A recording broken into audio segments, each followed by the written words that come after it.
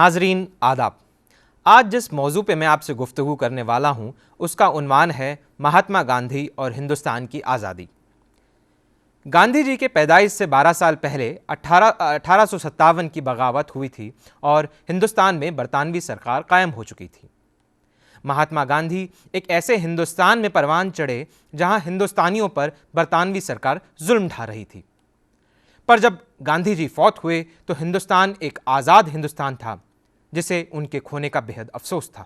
लेकिन तब तक इस हिंदुस्तान ने अपनी खोई हुई विरासत को दोबारा हासिल कर लिया था।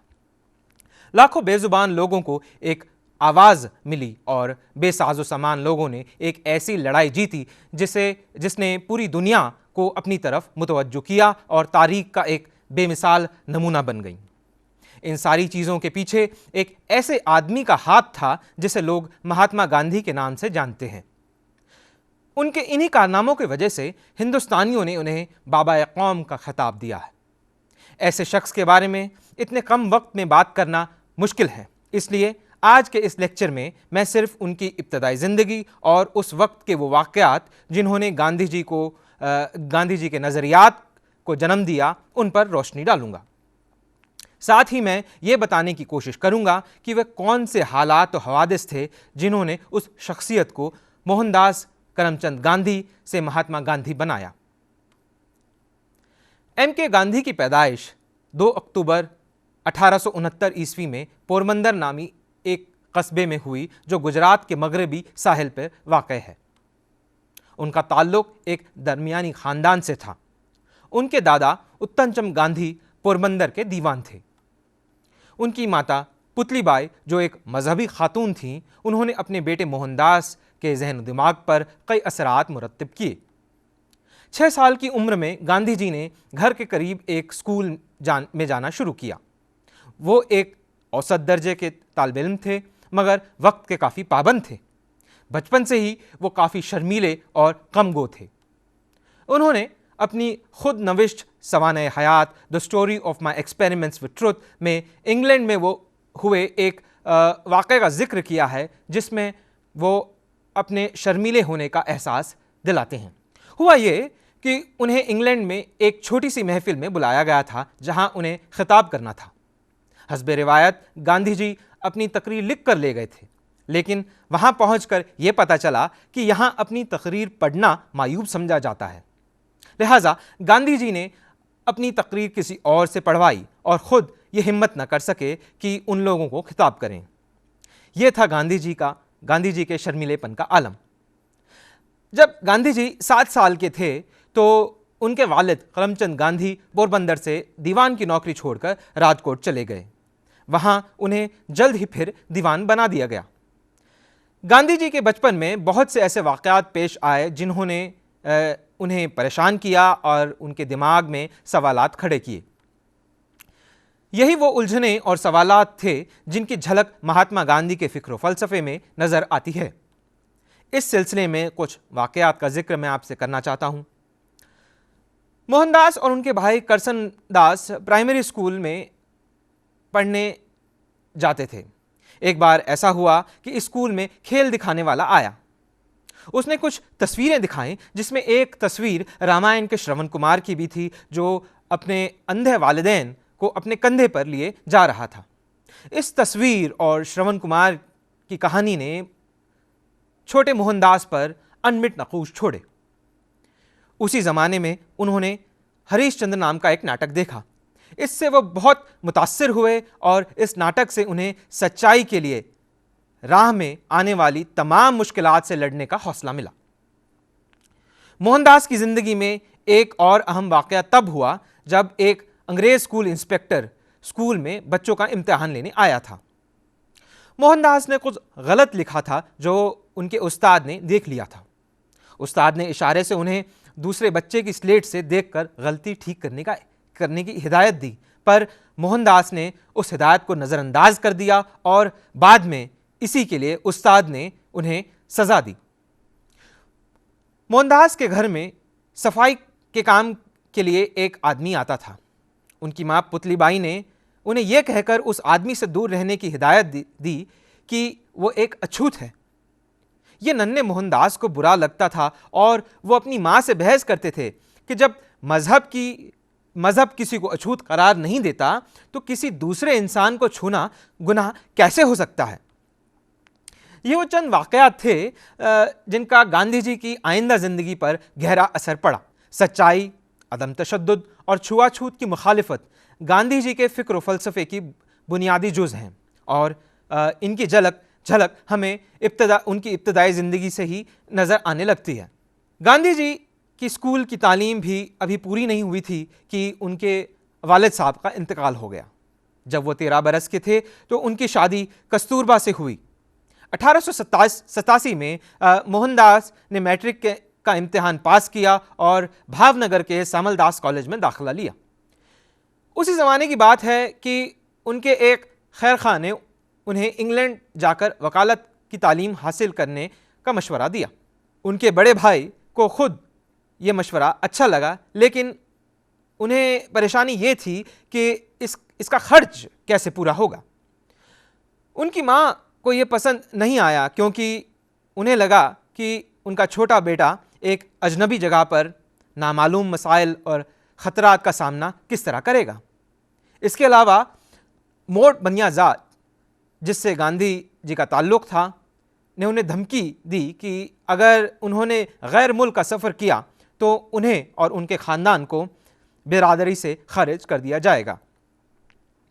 मोहनदास के अज़्म मुअस्सम की आगे ये तमाम रुकावटें बेमानी साबित हुईं और 18 साल की उम्र में सितंबर 1888 में वह इंग्लैंड रवाना हो गए। राजकोट के देहाती माहौल से इंग्लैंड के शहरी चकाचौंध तक का सफ़र मोहनदास के लिए एक ज़बरदस्त तब्दीली थी। मगरबी खाना, लिबास और रहन सहन को अपनाना मोहनदास के लिए एक तकलीफ़देह अमल था।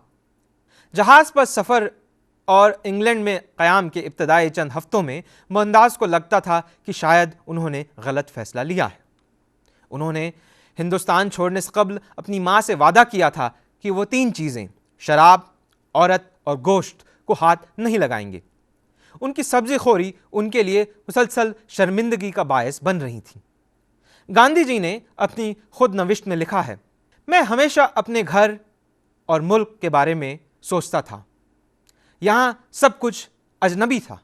लोग, उनके तौर तरीके और रहन सहन सब कुछ अलग था। मैं अंग्रेज़ी तौर तरीके के मामले में बिल्कुल नौसिखिया था। मेरी सब्ज़ी खोरी मज़ीद परेशानी का बायस थी।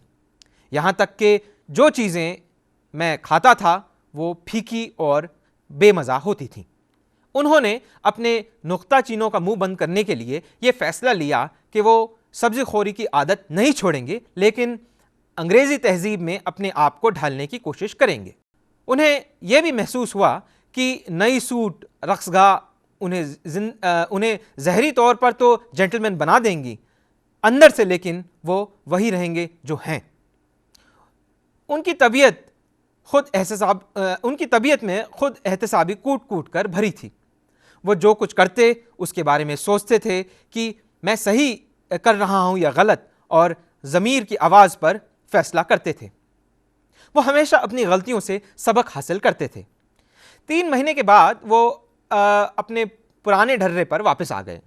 इस दरमियान उनके अखराजात में जो इजाफा हुआ उसकी भरपाई के लिए उन्होंने अपना खर्च कम करना शुरू कर दिया था।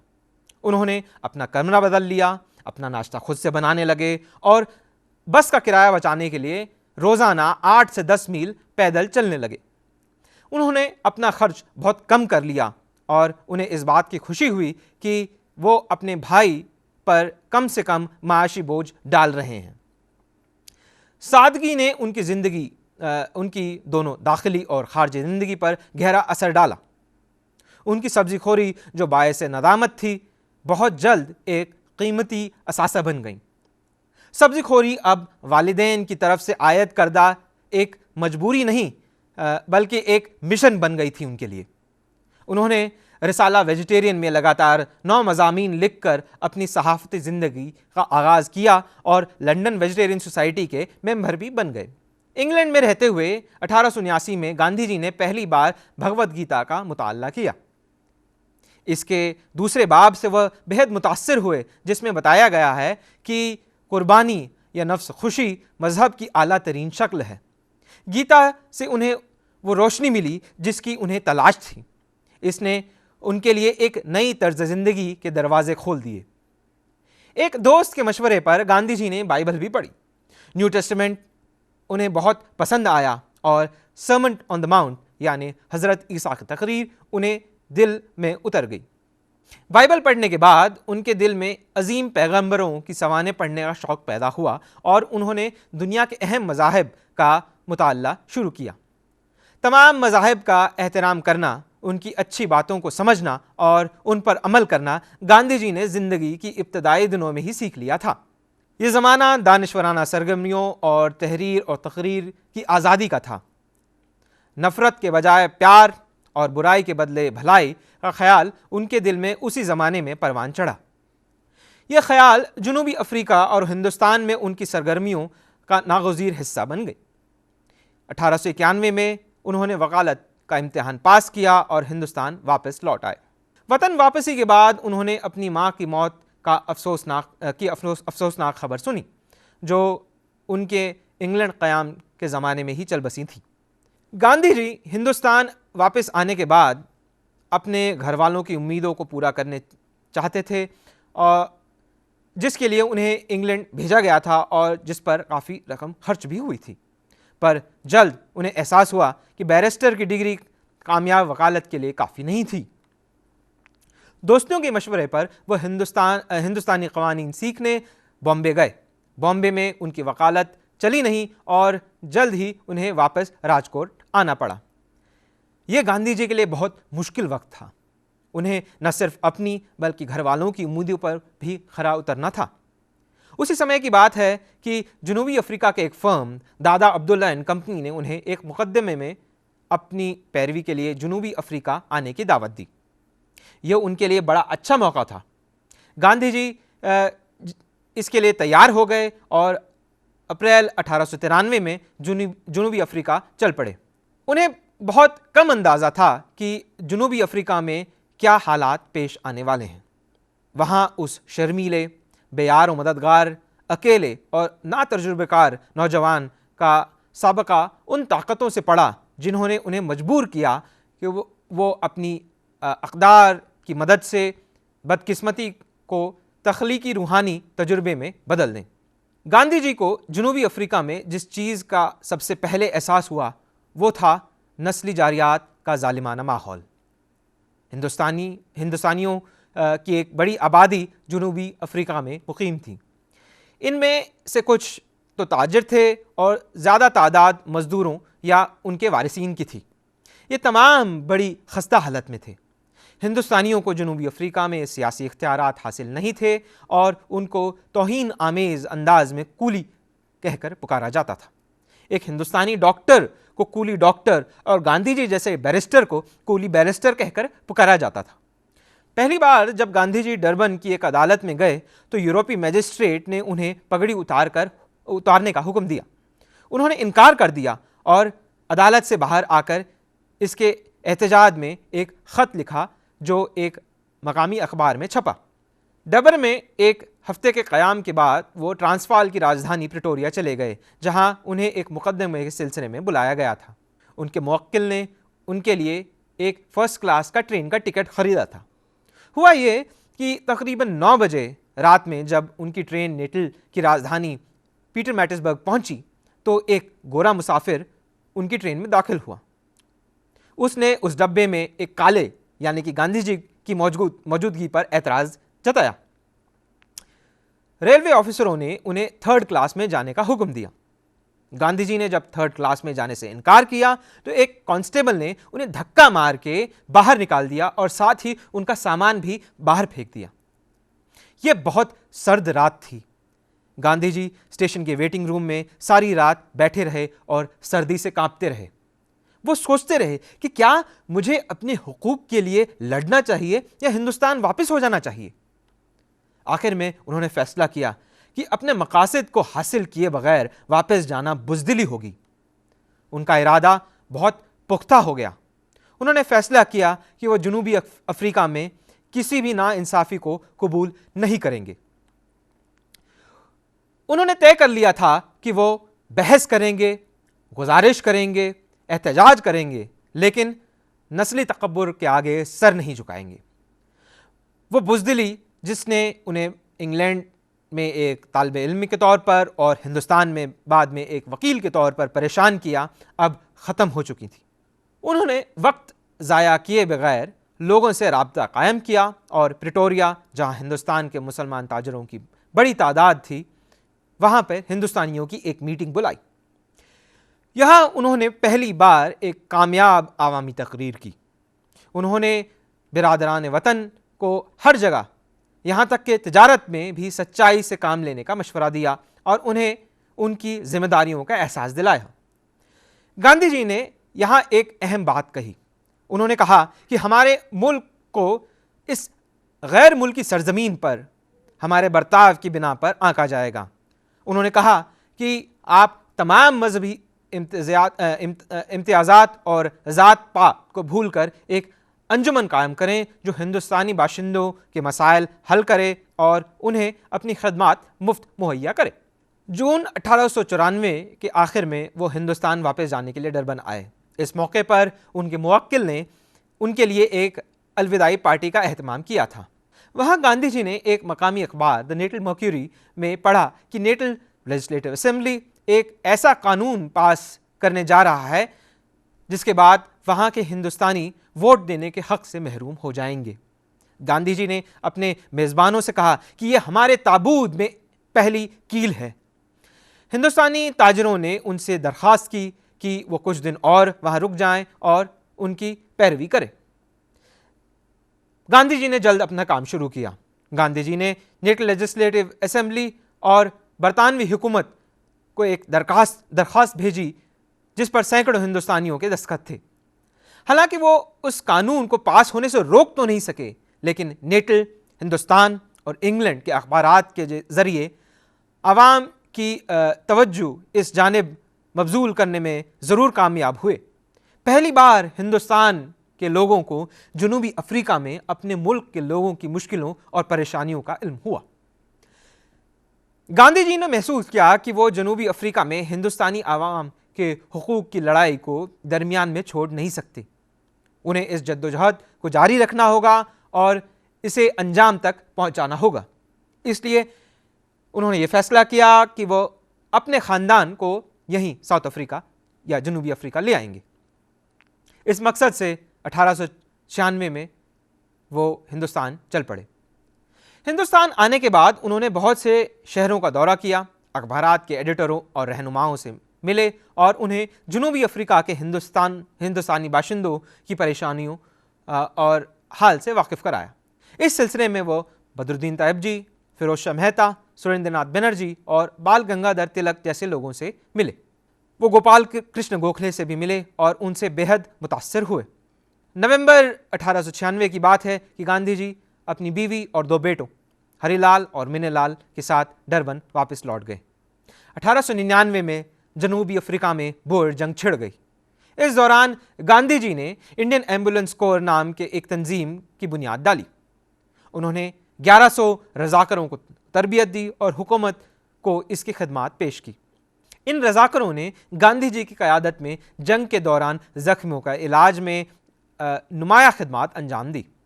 गांधी जी को सबसे ज़्यादा खुशी इस बात से थी कि तमाम हिंदुस्तानी, खा वो किसी भी नस्ल से या ज़ात से हों, एक साथ रहते थे और ख़तरात का सामना भी मिलकर करते थे।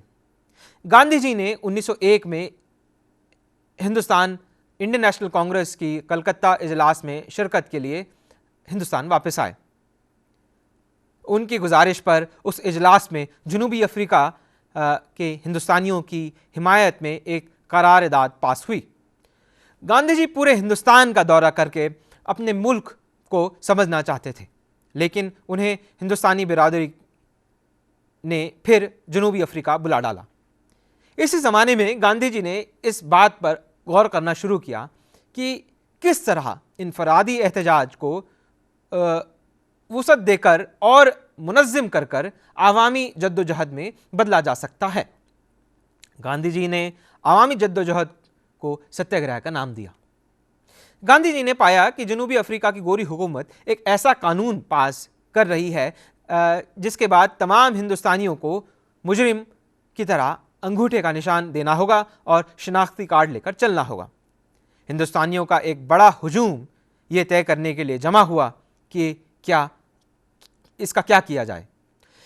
गांधी जी जब मजमे के सामने खड़े हुए तो उन्हें पीटरमैरिट्सबर्ग रेलवे स्टेशन की वो सर्द रात फिर याद आई जब उन्हें काला होने की वजह से ट्रेन से बाहर फेंक दिया गया था। उस रात उन्हें जिंदगी में पहली बार सबसे ज़्यादा गुस्सा आया था, लेकिन उन्होंने अपने गुस्से पर काबू पाया और कोई लड़ाई झगड़ा ना करने का फैसला किया था। उन्होंने वहाँ जमा हिंदुस्तानियों को यही नसीहत दी कि वो नस्ली इम्तियाज़ पर मबनी कवानीन को मानने से इनकार करें और जो भी सज़ा दी जाए वो कबूल करें, तशद्दुद का सहारा कतई न लें। यह तहरीक जनूबी अफ्रीका में बहुत तेज़ी के साथ फैलने लगी। यह लड़ाई एक बिल्कुल नया तरीका था। यह था सत्याग्रह, जिसका मतलब था सच्चाई पर कायम रहना, भले इसके लिए कितनी ही मुश्किलें झेलनी ना पड़े। महात्मा गांधी ने जनूबी अफ्रीका में जो वक्त गुजारा वो बेहद अहम था।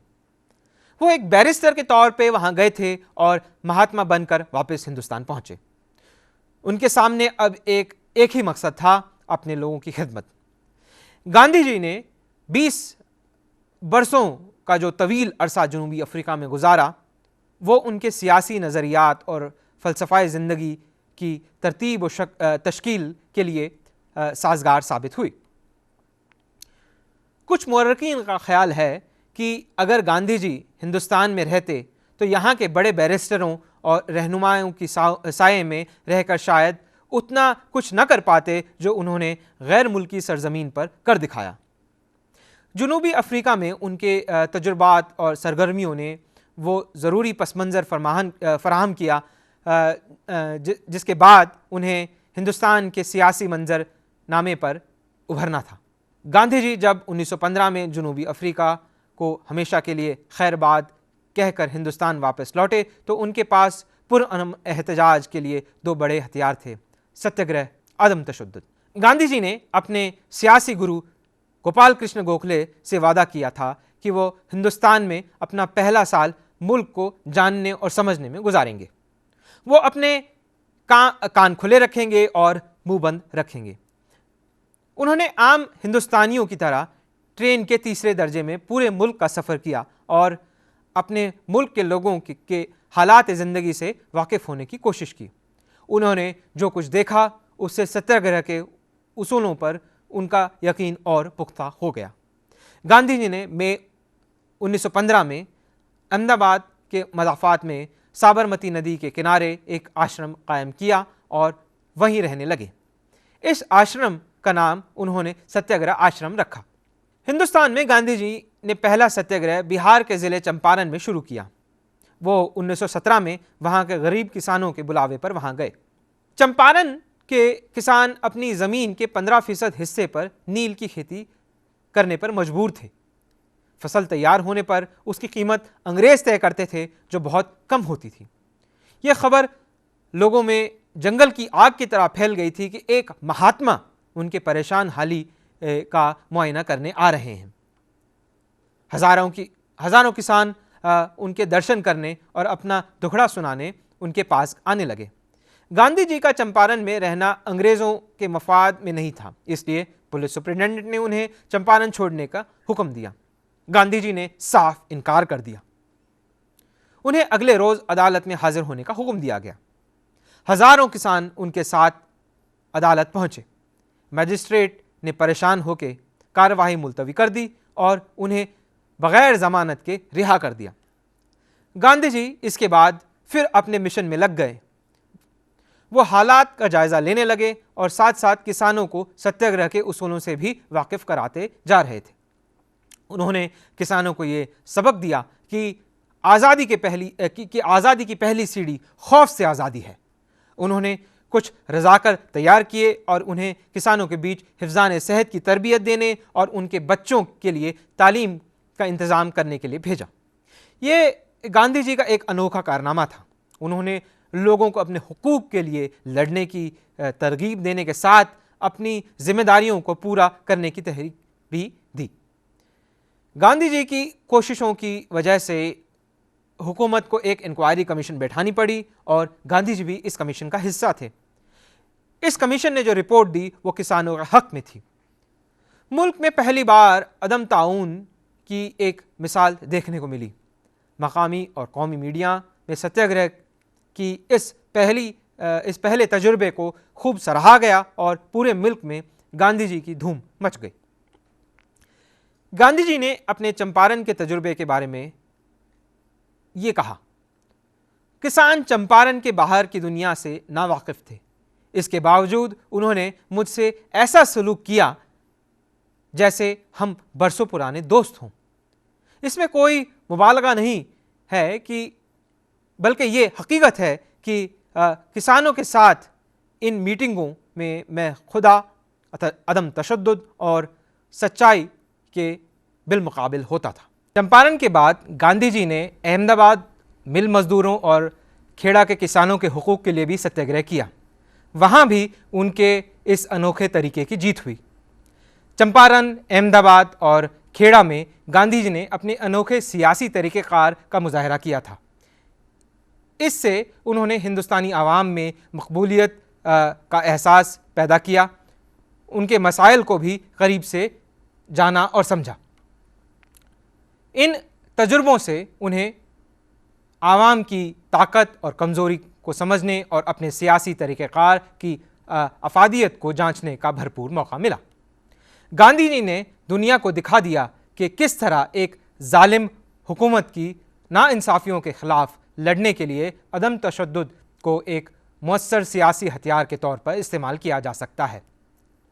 अज़ीज़ तलबा, आज के लेक्चर में हमने आपको बताया कि किस तरह गांधी जी बचपन में एक शर्मीले और किस हद तक डरपोक इंसान थे, लेकिन जनूबी अफ्रीका में जो हालात पेश आए उन्होंने गांधी जी की शख्सियत को बदल कर रख दिया और उनके इरादों में फौलाद की पुख्तगी आ गई। उन्होंने सच्चाई और अदम तशद्दुद को अपना सियासी हथियार बनाया, अवाम को अपने साथ लिया और हुकूमत वक्त को झुकने पर मजबूर कर दिया। अगले प्रोग्राम में हम आपको जद्दोजहद आज़ादी में महात्मा गांधी के रोल से वाकिफ़ कराएंगे। आदाब।